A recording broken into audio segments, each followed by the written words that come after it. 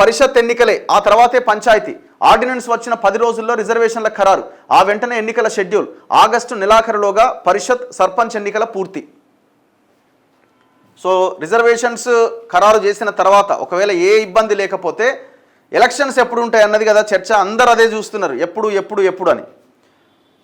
ఇగో రాష్ట్రంలో తొలుత పరిషత్ ఎన్నికలు నిర్వహించాలని రాష్ట్ర ప్రభుత్వం నిర్ణయించింది. అంటే ఎంపీటీసీ జెడ్పీటీసీ ఎన్నికలు అనమాట. జిల్లా పరిషత్ అండ్ మండల పరిషత్ సర్పంచ్ ఎన్నికల ప్రక్రియను పూర్తి చేయబోతున్నట్లు ప్రభుత్వ వర్గాలు పేర్కొంటున్నాయి.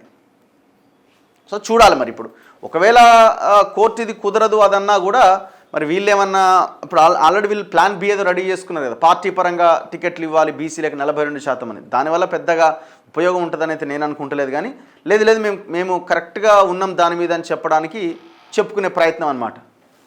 కానీ ఇది కోర్టుకు ఎవరు వెళ్ళొద్దు, కోర్టుకు వెళ్ళినా కోర్టు కొట్టేయొద్దని మనం కోరుకోవాలి. సామాజిక విప్లవానికి నాంది, బీసీలకు 42% రిజర్వేషన్లతో స్థానిక ఎన్నికలు చరిత్రాత్మక నిర్ణయం. మహేష్ కుమార్ గౌడ్. వీళ్ళంతా కాంగ్రెస్ వాళ్ళు సెలబ్రేషన్స్లో ఉన్నారు. కానీ ఇది చేయాలా, ఇది పూర్తి చేయాలా.